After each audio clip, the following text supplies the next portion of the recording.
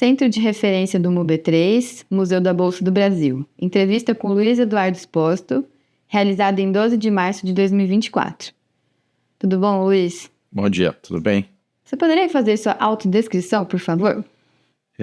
Sou homem, 1,74 m, olhos castanhos, cabelo castanho, tô de camisa verde, e cabelo curto. Perfeito, muito obrigada. Luiz, a gente vai começar então as perguntas mais sobre a sua vida pessoal, sua história. Então, onde você nasceu? Eu nasci em São Paulo, em 68, bairro do Jabaquara. Perfeito. E como foi a sua formação escolar? Onde você estudou? Onde você se graduou? Bom, até os 11 anos eu morei aqui em São Paulo, né? E depois eu mudei para Atibaia. Em Atibaia eu estudei lá, até vir a fazer a faculdade lá, mesmo trabalhando em São Paulo desde os 15 anos. Me formei em Ciências Contábeis e depois, já casado, eu fiz uma pós-graduação na UGV de Finanças. E como era composta a sua família? Meu pai e minha mãe, né? Meu pai, o cegonha, né? Ex-operador, e nós somos em 4 irmãos. Eu sou o mais velho, eu tenho uma irmã 1 ano mais nova do que eu, um irmão 4 anos mais novo que eu e um 14 anos mais novo que eu. A gente sabe do seu pai, mas alguém mais atuava no mercado financeiro? Sim, além do meu pai, meu irmão, o Marcos, também trabalhou no pregão por um curto espaço de tempo, mas ele foi mais para a mesa de operações, trabalhou no Unibanco, JP Morgan, bancos gringos, e Merrill Lynch, e nós ficamos por muitos anos assim concorrentes no bom sentido, né? Ele trabalhava em uma mesa e em outra. Certo. Agora a gente vai se dedicar mais no seu histórico profissional, saber da sua carreira. Então, como você entrou no mundo do mercado de capitais? Bom, meu pai trabalhou no pregão desde sempre, né?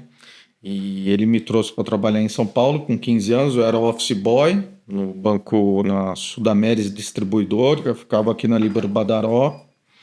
Depois de uns anos eu vim para o pregão, para ser auxiliar de pregão no Banco Mercantil de Descontos. E aí a carreira deslanchou, né? Eu de auxiliar virei operador e aí foi acontecendo. Fui trocando de corretoras até o final. E para se tornar operador, você realizou algum curso? Sim, o mercado ele exige que você faça diversos cursos. Na época do pregão, existia um curso com prova para você se tornar operador. Então tinha a prova teórica e a prática, que tinha um pregão como se fosse um simulado no próprio salão de negociações, com diversos candidatos a virarem operador. Então você tinha que preencher as boletas, fazer conta, entregar, e os funcionários da Bolsa dos Postos também trabalhavam nesse horário para poder ministrar a prova, e aí você tinha que passar nessa prova para virar operador. Era difícil passar nessa prova? Era difícil. Tinha pessoas que estudavam, assim, tipo, em cursinho, algo do tipo? Tinha um curso, a própria Bolsa ministrava um curso. Perfeito. Às vezes você tinha que fazer mais de uma vez a prova, porque você tinha 2 provas, a teórica e a prática. Às vezes você passava em uma e outra não, e assim por diante. Mas foi assim, para todo mundo. Interessante. E quais os cargos que você ocupou e quais eram as principais responsabilidades? Bom, na época do pregão, ao começar de auxiliar de pregão, né, você tinha a responsabilidade de, bem antigamente, os operadores não tinham o telefone sem fio, né? Depois que foi entrando isso aos poucos. Então você tinha uma cabine onde os auxiliares de pregão falavam com a mesa de operação, pegavam as ordens e corriam levar para os operadores nos postos de negociação. E ao contrário também, pegava as ordens feitas e ia confirmar a mesa. O operador comprou tantas ações a tal preço de tal companhia. Depois, com a entrada dos telefones sem fio, os auxiliares já chegavam a andar com o telefone por aí, pegando as cotações, passando o mercado para a mesa de operações. Aí, uma vez que você é operador de pregão, aí você tem a obrigação de estar executando as ordens, né? Comprando, vendendo, confirmando, passando o mercado, tendo o feeling do mercado para a mesa, né? Antes a mesa, ela trabalhava às cegas, né? Não tinha um eletrônico como hoje, né? Você vê tudo, né? Ela, ela respirava as informações que o pregão levava para ela, né? Então tinha que estar essa constante troca de informações. Okay? Aí você ia crescendo dentro do próprio pregão, né? Você era um operador inexperiente e ia ficando até ser experiente, virar gerente dos operadores. Você tomava conta do seu time, né? Aí depois você vai para a mesa de operações. Mesma coisa, na mesa você ainda é um pouco inexperiente, depois você vai crescendo dentro. Na mesa você atende os clientes finais, né?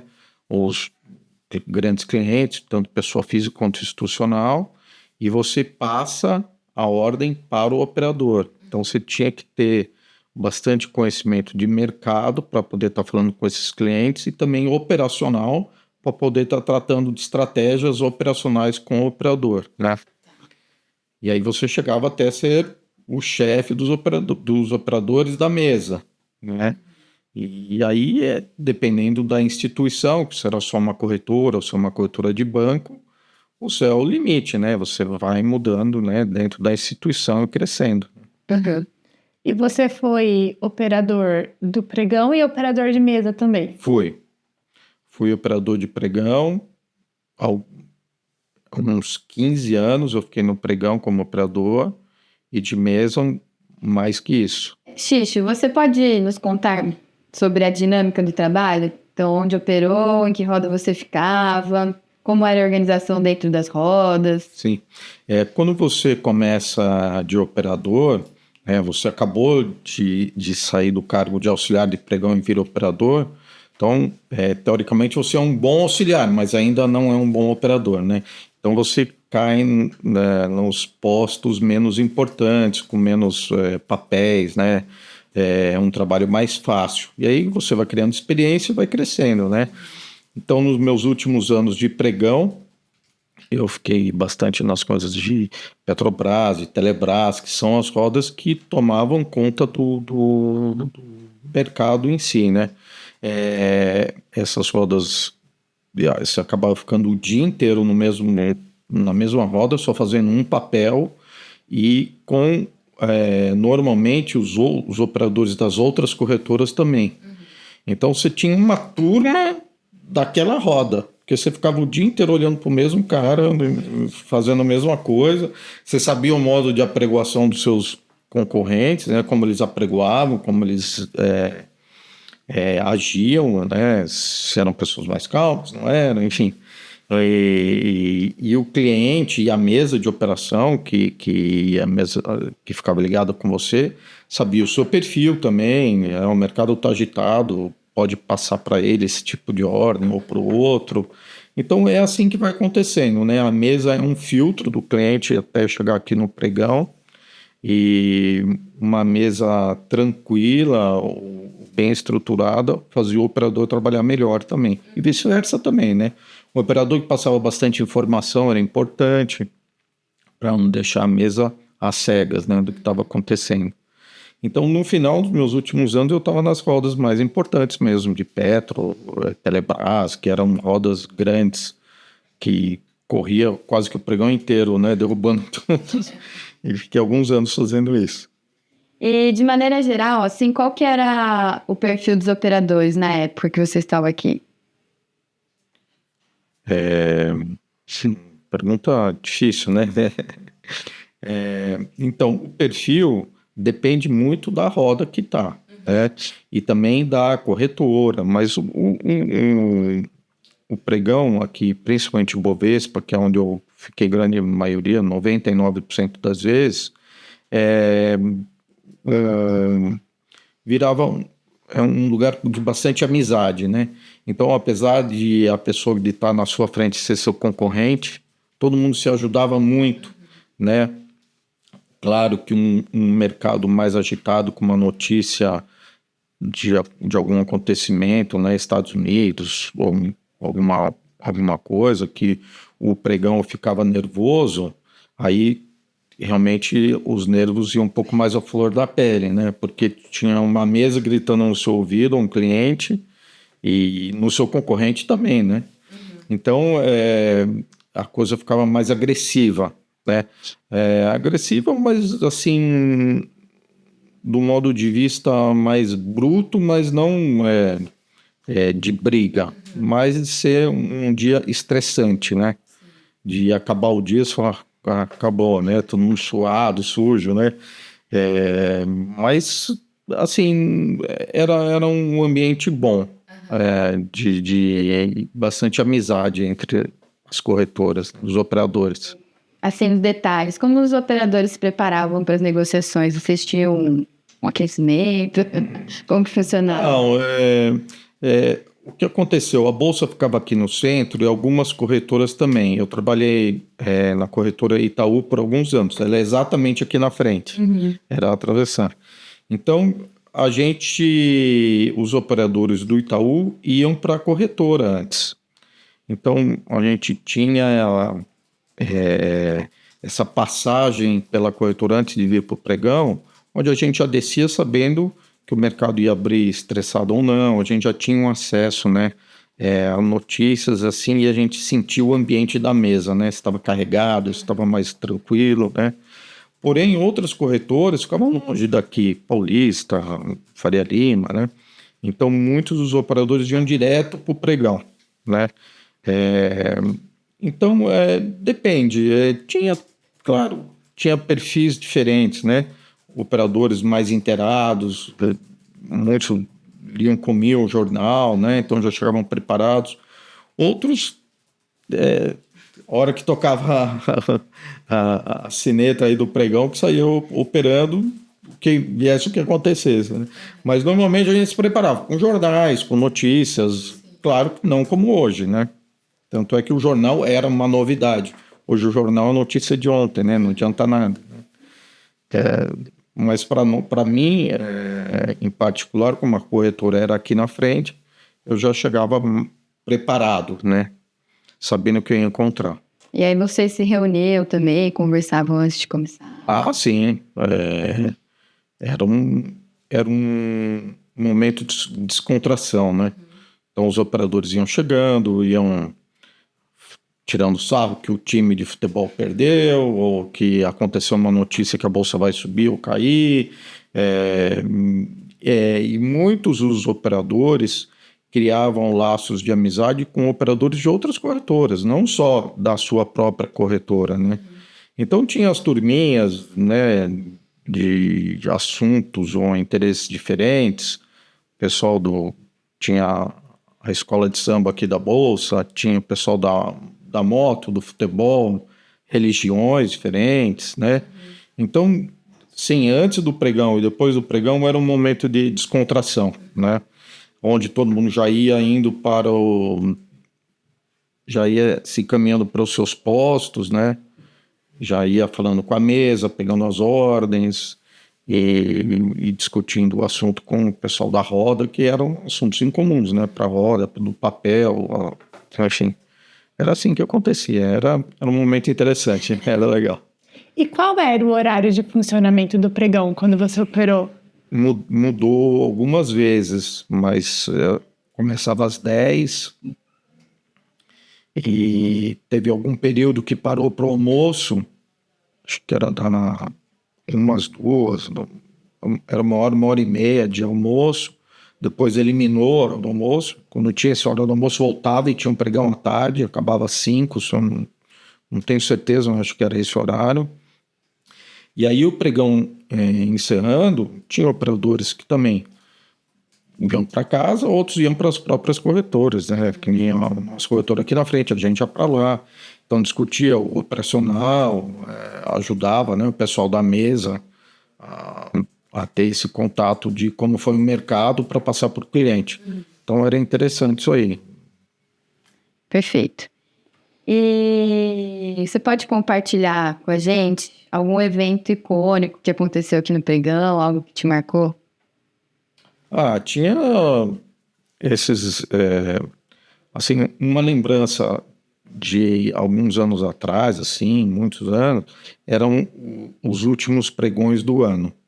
Era bem legal, porque quando o diretor de pregão apitava, ele até anunciava que era o último pregão do ano. Então todo mundo jogava papel para cima, nossa, você não conseguia ver através da papelada, né? E quando a gente saía na rua, o centro também tinha esse costume. O centro inteiro era de papel voando, picado. É uma lembrança bem, assim, marcante, né? Mas teve eventos de leilão de privatização, onde teve muita manifestação, teve briga aqui na frente, bomba de gás lacrimogênio, gente gritando, querendo bater na gente, sindicatos, né? Também, quando algum time ganhava algum campeonato, aí contratava banda para ficar tocando o hino aqui na porta, né? O dia inteiro. E esse tipo de coisa era bacana, viu? E também, quando era aniversário de um operador, todo mundo ficava dando parabéns o dia inteiro para ele. Quando uma pessoa vinha mal vestida, também ele não conseguia trabalhar, tinha que ir embora. Enfim, mas essas datas assim de Réveillon, né, festa de fim de ano, o último pregão do ano, era muito legal. Vocês costumavam parar quando, tipo? Parava um dia antes dos bancos. Então, o último dia útil dos bancos, a gente parava um dia antes. Não lembro o motivo, por quê, mas era quase um horário bancário, né? Então, assim, tinha... Logo no primeiro dia útil do ano, eu já voltava a trabalhar, não tinha uma data estendida, nada. No mercado tinha que ter liquidez, né? Então, quanto mais pregão, era o que os clientes precisam, né? E a gente queria saber sobre a participação feminina no pregão. Você conheceu alguma mulher que trabalha no pregão, se lembra? Então, na Bolsa da Álvares Penteado teve poucas, né? Eu não lembro nem o nome, mas teve muito poucas, elas ficaram pouco tempo, né? Mas elas foram bem. O que eu acho que é um mercado meio bruto, né? Foi, né? Hoje talvez fosse diferente. Agora, nas mesas de operação, sempre teve mulher. E excelentes como profissionais. Sempre trabalhei com mulher, fiquei ligado na linha com mulher, sempre me dei bem. Agora, no pregão, era um assunto diferente, porque realmente, apesar de raramente acontecer uma briga, isso é muito raro, era um mercado bruto mesmo, né? Onde a força física, às vezes, realmente se impunha, né? Então, principalmente no mercado agitado, já cheguei a cair no chão algumas vezes, como todos acho, operadores devem falar a mesma coisa. Já cheguei em casa com pegada aqui na minha roupa. Então é isso, eu acho que por esse motivo, talvez mulher não tenha tido tanto assim, penetração no pregão. Mas operacionalmente, competência no mercado tem muita, e teve muita, mesmo antigamente tinha bastante. E agora, um pouco assim sobre a sua relação com o seu pai, Bem. que foi um grande operador, bastante conhecido. O que você aprendeu com ele ao longo desses anos? Como ele inspirou você na sua carreira profissional? Você escolheu ser operador por conta do seu pai? Sim, sem dúvida, né? Ele que me trouxe para o mercado, não tive nem escolha, essa escolha não existiu, né? E a gente trabalhou alguns anos no mesmo ambiente, né, do pregão, né? Ele é um cara muito divertido, zoava todo mundo, e eu não tenho esse perfil, né? Mas ele muito simpático com todo mundo, né? Raramente faltava, chegava atrasado. Ele é um cara onde ele trabalhou deixou boa impressão do nome, né? Então eu e meus irmãos, do mercado ou não, a gente seguiu esses passos, né? De nunca faltar, nunca chegar atrasado, mesmo morando em outra cidade, a gente sempre estava aqui, esforçado, nunca tivemos problema se o pregão está agitado ou não, a gente entrava de cabeça. E eu acho que o respeito com os outros, né? Meu pai sempre teve com faxineiro, o cara do barzinho, os seguranças, ele passava, todo mundo idolatrava ele, né? Gostava dele. E eu acho que isso aí foi uma lição, assim, pra gente de humildade, de educação, respeito. Acho que isso foi legal. Os operadores novos, ele sempre ajudou, assim, sabe? Não via como oportunidade de, sei lá, fazer um negócio bom em cima da inexperiência. Não. Sempre ajudar e para trazer a pessoa para o time, né?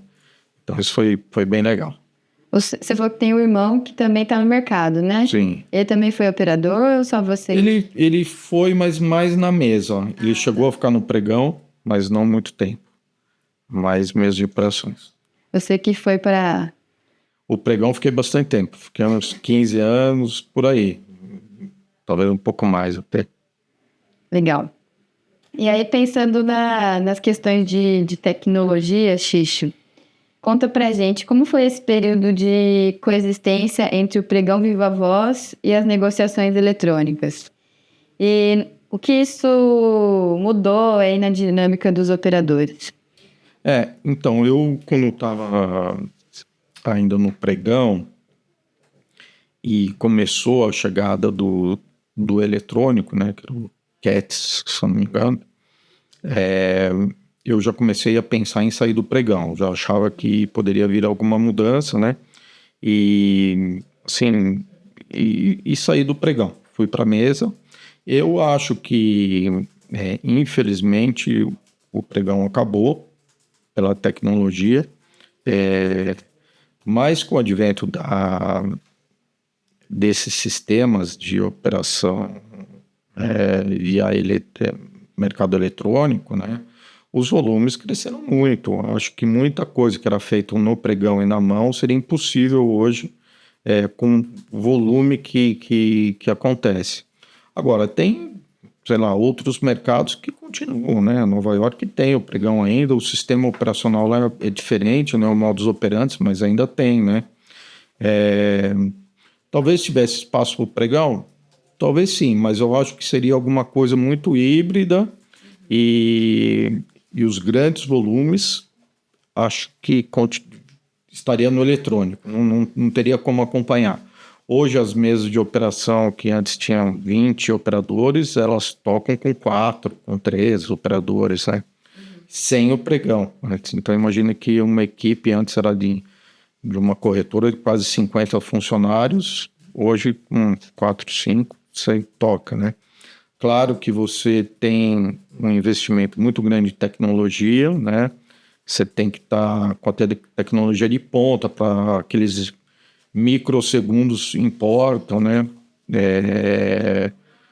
Os algoritmos falam mais alto, então eles são muito mais rápidos que tudo. Então, acho que é impossível voltar ao tempo, né? Seria uma nostalgia pensar, mas eu acho que veio para ficar e vai cada vez aumentar mais essa parte. Então você começou a pensar em sair do pregão quando começou essa introdução das novas tecnologias, mas você ainda ficou um tempo operando nesse momento pregão viva voz e negociação eletrônica. Sim, mas eu saí do pregão, o pregão ainda continuou por muitos anos. Eu fui trabalhar na mesa de operações até aqui do Banco Itaú, aqui na frente. Em que ano você saiu do pregão viva voz? Boa pergunta. não me lembro agora, mas 2000 e alguma coisa. Foi antes do término. Sim, eu trabalhei na mesa de operação com o pregão atuante. Passei ordem para o pregão. Né?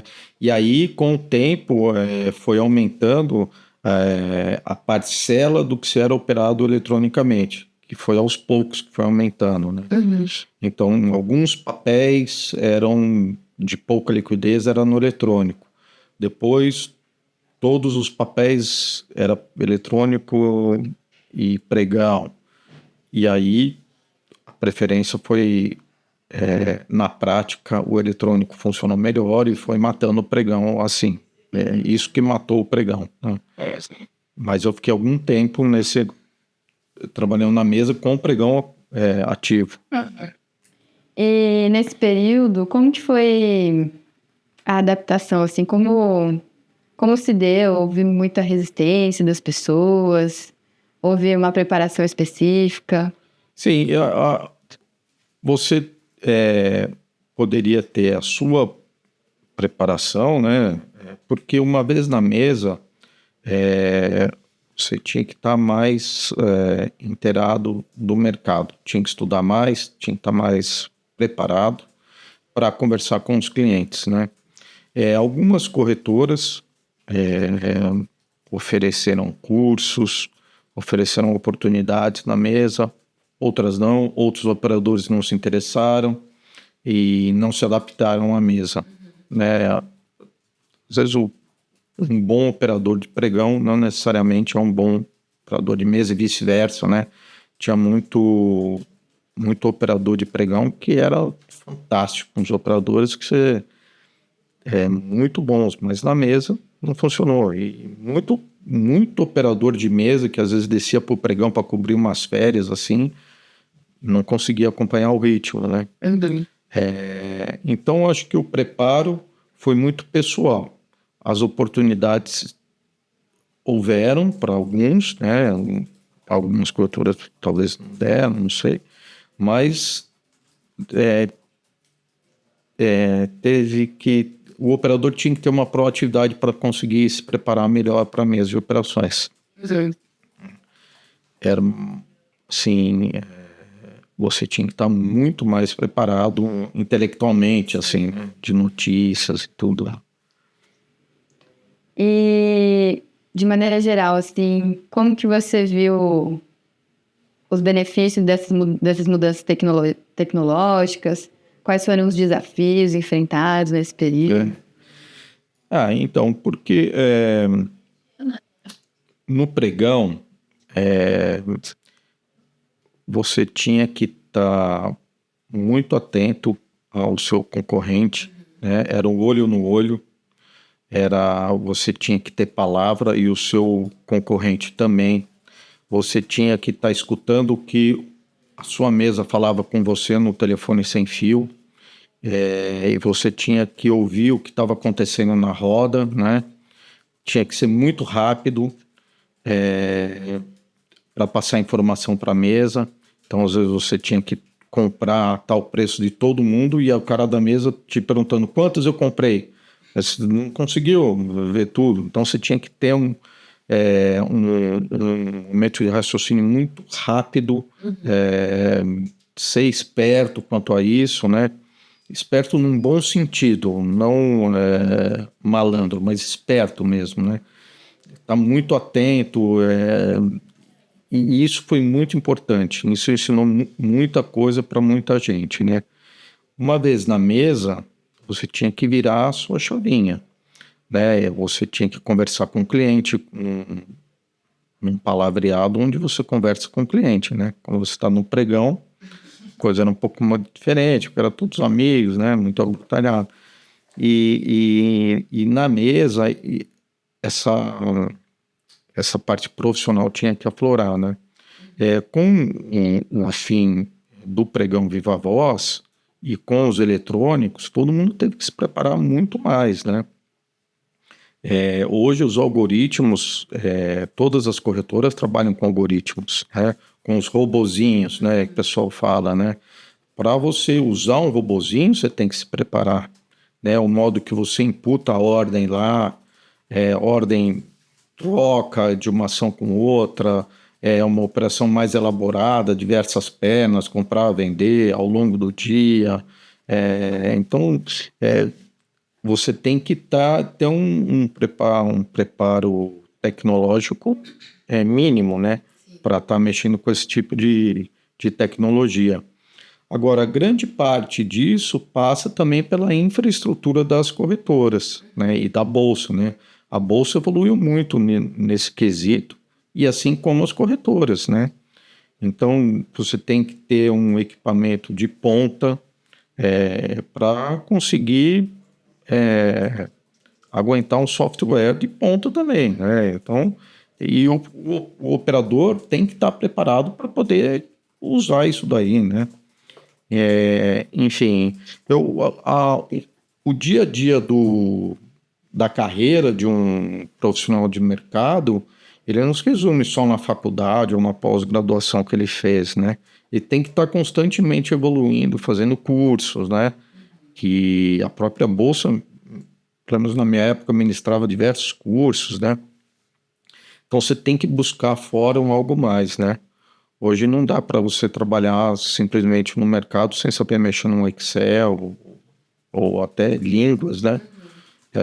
Então, não tem fim essa evolução intelectual aí para o operador, né? Para você se destacar dentro do mercado.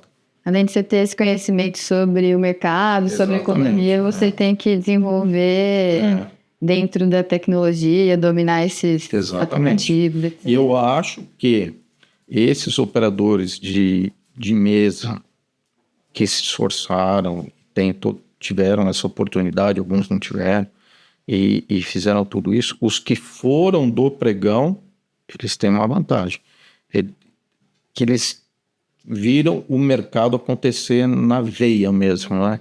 Então é interessante, quando tem um ex-operador de pregão, só o barulho, você já sabe se a bolsa está subindo, caindo, você entende esse tipo de coisa, né?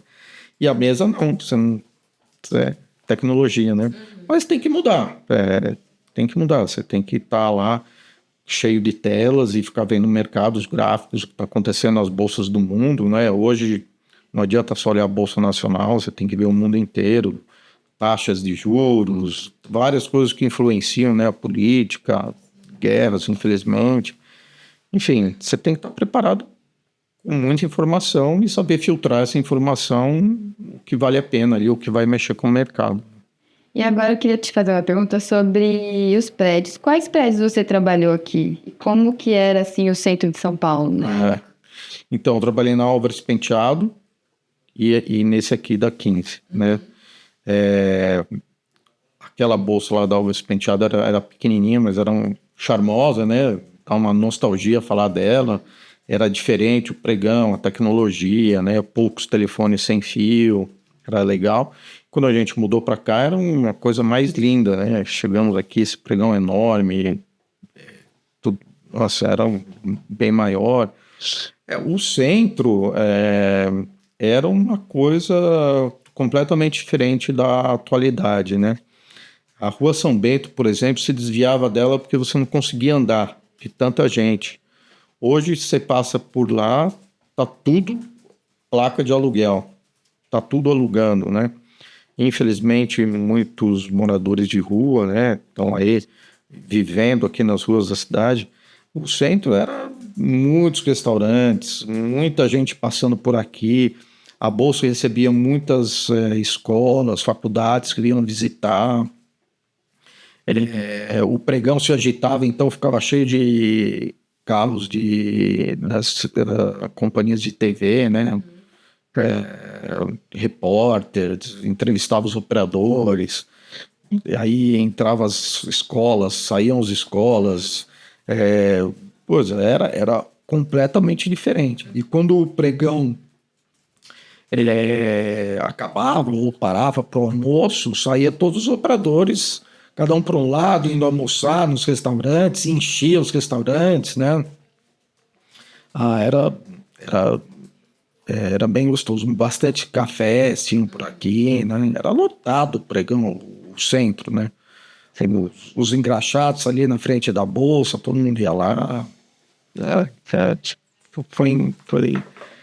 Foi triste encontrar o centro assim, do jeito que tá. Apesar da bolsa estar aqui, né, comprando os prédios em volta, reformando, mas tem muita coisa abandonada aqui. Não tinha isso. Agora, falando sobre a sua profissão agente autônomo, você pode explicar para a gente como que funciona, quais são as diferenças, em que momento você mudou?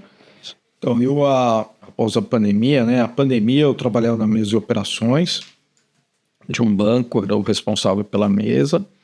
E na pandemia eu acabei montando a estação de trabalho em casa, lá em Atibaia. Funcionou perfeitamente, foi muito legal. E acabou a pandemia, tive que voltar para o banco, como todos os profissionais, né, das corretoras. Mas eu já estava 40 anos no mercado, né, desde pó até onde eu estava, e eu queria mudar, mas eu não queria ficar alienado do mercado, ficar sem fazer nada. Eu queria continuar trabalhando no mercado e eu vi essa profissão de agente autônomo de investimento como uma possibilidade, né? Eu me filiei, estou sócio de um escritório, atendo os clientes na minha casa em Atibaia, o escritório é em São Paulo, então cada 15 dias eu estou aqui, passo no escritório, mas diariamente eu estou conversando com o escritório, a gente tem reuniões periódicas sobre o mercado, eu sei o que está acontecendo, tem a demanda dos clientes, são clientes pessoas físicas. Eu comecei a aprender novas possibilidades de investimento, como renda fixa, que eu, aqui no mercado da Bolsa, praticamente eu só vivi de ações, né, assim, de conhecimento. E então eu estou há 1 ano e meio nessa vida, eu estou gostando, porque eu estou aprendendo coisas novas. Tô bastante satisfeito, tô gostando. Almoço em casa, tô com a minha esposa, coisa que passei anos longe, né? Quando você está numa mesa de operações, até hoje, você come na mesa, você não tem tempo para muita coisa, né? Não tem muita hora para entrar, para sair, até para falar no telefone com os familiares, amigos, né? E agora eu tô tendo um pouco mais de tempo para mim, eu tô gostando. Mas é outro ritmo. Às vezes dá uma nostalgia daquela agitação da mesa, né? Isso aí não tem. Perfeito. E a gente já está chegando no fim, então a gente queria que você compartilhasse uma história marcante, momentos que tiveram um grande impacto na sua vida, na sua carreira, durante o período que você esteve aqui na Bolsa. Como que foi? Pergunta. Essa é para emocionar. Eu fiquei... uma coisa que me deixou bastante emocionado aqui foi o meu último pregão. Que eu fui para a mesa de operações e foi a última vez que eu entrei no pregão. Isso aí foi difícil, mas foi bom. E isso me emocionou. Isso aí foi difícil. A despedida sempre difícil. Eu fiz a mudança, acho que na hora certa. Faria de novo. Mas eu tenho uma nostalgia muito grande pelo pregão.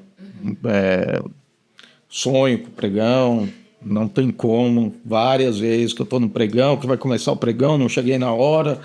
E constantemente acontece isso. Se tivesse uma chance de ter um pregão para trabalhar pelo menos um dia, eu toparia fácil, né? Mas foi isso, foi assim, acabou, foi bonito, acho que não tem volta, mas deixou assim marcas em quem passou pelo pregão que eu acho que não apaga nunca, né? Até hoje, o meu pai, né, tem um encontro com os operadores, né, os conterrâneos, como chama? Os os contemporâneos, né, dele vão na casa dele. É muito emocionante, né?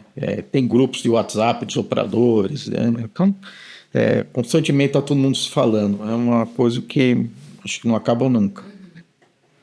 Demais. E para terminar, o que você acha desse registro da divulgação das memórias do mercado de capitais, desse programa História Oral que a gente está fazendo? Quando houve a entrevista assim, do meu pai, né, que eu visitei o museu lá, eu achei, assim, eu não tinha a ideia da dimensão que, quando eu cheguei lá, me surpreendeu positivamente. Eu achei interessantíssimo, acho que tem que ter, né, não só pelos operadores, mas é a história do mercado financeiro, né? Tanto é que lá mostra momentos antes da bolsa, né, onde começou com café, esse tipo de coisa, né, até chegar aos dias atuais. E tem muita coisa lá que eu acho que até os operadores não conheciam, né? E hoje muita gente nem lembra que existiu o pregão, né? Muita gente que nasceu depois do pregão já ter acabado, né? Eu acho que é uma memória, assim, é uma história que não pode acabar, né? Infelizmente, aqui no Brasil, eu não vejo que isso acontece muito, mas a Bolsa está fazendo um excelente trabalho. Eu fiquei surpreso quando eu visitei. Eu gostei, eu acho que tem que ter isso, sim. Acho que estão fazendo um excelente trabalho. Legal.